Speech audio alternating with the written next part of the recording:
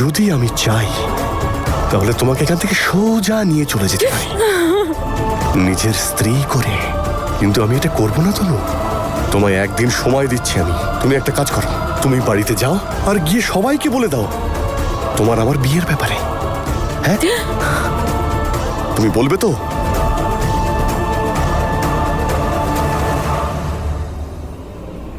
হ্যাঁ দাদা, আপনি কোথায় পেয়েছিলেন? ওই যে ওদিকে পেয়েছি।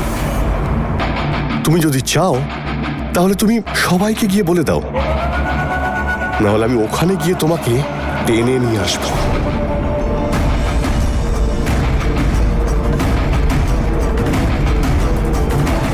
তুমি বুঝতে পারছো আমি তোমাকে কি বলছি?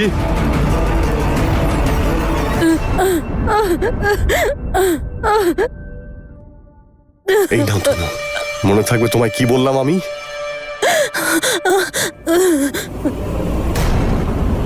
তনু!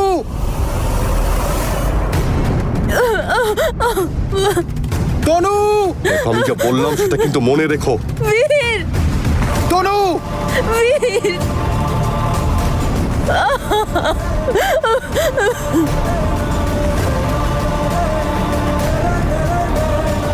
তনু! তনু! তনু! অমৃত! হ্যাঁ দাদা, অমৃত ওকে ধর! তনু! তনু, কে ছিল? যশ। যশ?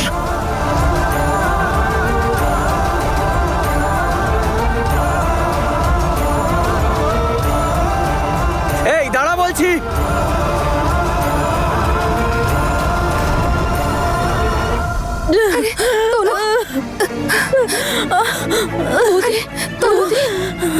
দাদা, রক্ত বেরোচ্ছে। দাদা, ও তো পালিয়ে গেল, কিন্তু ওর মুখ দেখতে পাইনি আমি। কে ছিল ও? ওটা যশ ছিল।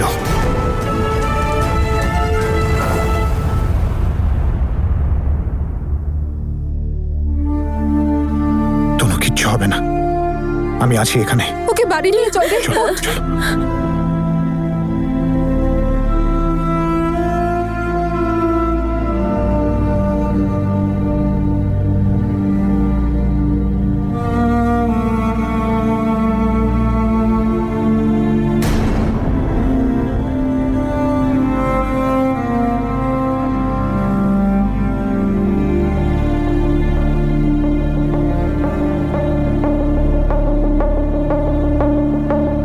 মা, কি হয়েছে বল।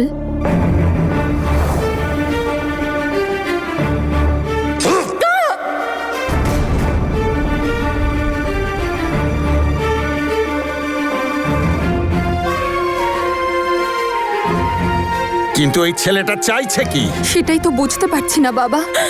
যদি বিয়ে করে ছেড়েই দিতে হয় আরে তাহলে ওটা কোনো বিয়ে ছিল না দিদি।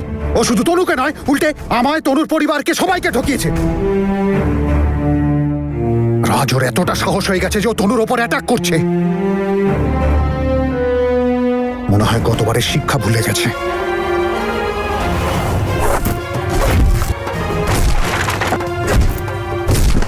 একবার আমার সামনে আসুক শুধু। ওকে যদি উচিত শিক্ষা না দিয়েছি তখন।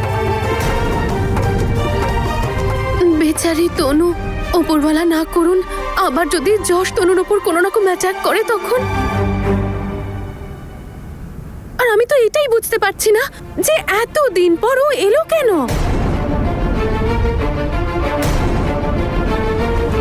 কানাডাতে ভিসা পাওয়ার জন্য আমি এই ম্যারেজ সার্টিফিকেটটা বানিয়েছিলাম। তুমি লিগালি আমার স্ত্রী। তুমি একটা কাজ করো, তুমি বাড়িতে গিয়ে সবাইকে কিন্তু বলবে। তনু বলবে তো?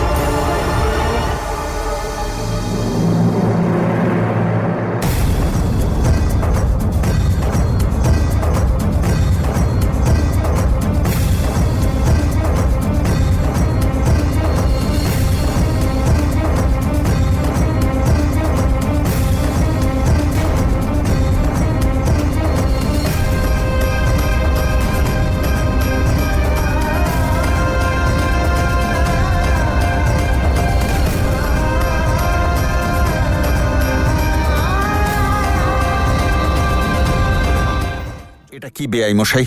ওই ছেলেটা এখনো তনুর লিগ্যাল হাজবেন্ড হয়ে রয়েছে। আমরা তো জানতামই না যে ওদের রেজিস্ট্রি হয়েছিল।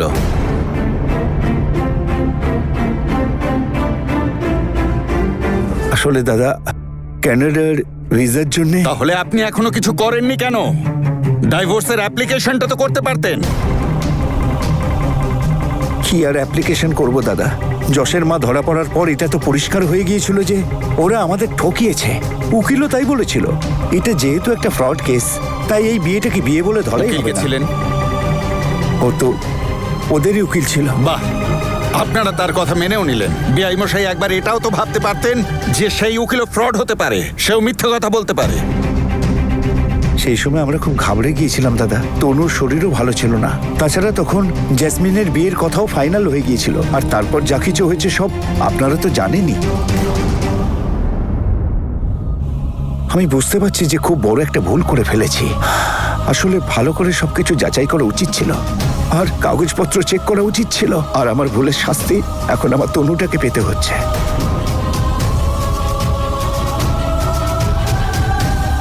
কিন্তু এখন আমি কি করব? এই নতুন বিপদ কি করে সামলাবো? দাদা, বাবা, বাবা, সাবধানে ধরো কেউ। বাবা, এখানে বসো, বসো তুমি এখানে। বসুন। কিছু হয়নি আমার।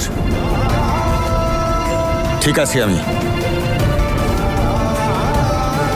কিছু একটা করে তো তনুকে এই সমস্যা থেকে বার করতেই হবে। কিন্তু বৌদি কি ততক্ষণ সেফ? ও যদি আবার বৌদির ক্ষতি করার চেষ্টা করে তাহলে? ও এইসব কিচ্ছু করবে না। ও তনুর আশেপাশেও ঘুরবে না। ওকে যদি আমি তনুর ত্রিসীমানায় দেখতে পাই, ওকে আমি ছেড়ে কথা বলবো না। তনুর কিছু হলেই রাগে ফেটে পড়ে ও। আর যতদিন না এই সমস্যার সমাধান হচ্ছে, তনু এই বাড়ির বাইরে যাবে না। তনু, বাবা ঠিক বলছেন। তুমি বাড়ির বাইরে যাবে না, ইনফ্যাক্ট তুমি লনেও যাবে না। আমি নিজে দরজার বাইরে দাঁড়িয়ে পাহারা দেবো সারা রাত। তুমি টেনশন নিও না একদম। আমাদের উকিলকে আসতে দে। উনি যেমন বলবেন আমরা তেমনই অ্যাকশন নেব। চিন্তা করিস নি।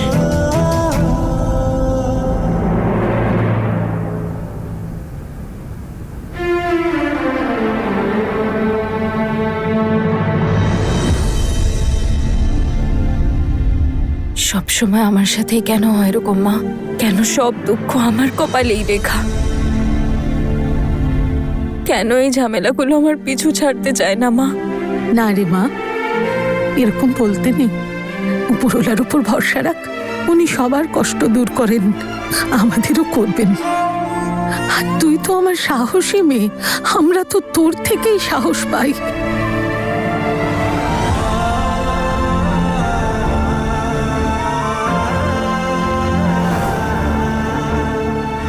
জামাইবাবু কোথায় গেল? একটু পরেই চলে আসবে, মিটিং অ্যাটেন্ড করতে গেছে।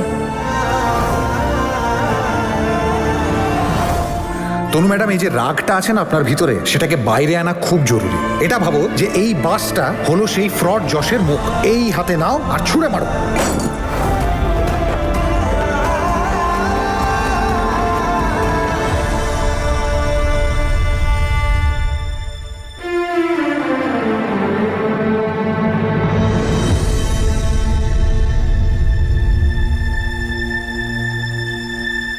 তুমি তো আমাদের শক্তি, আমাদের ভরসা।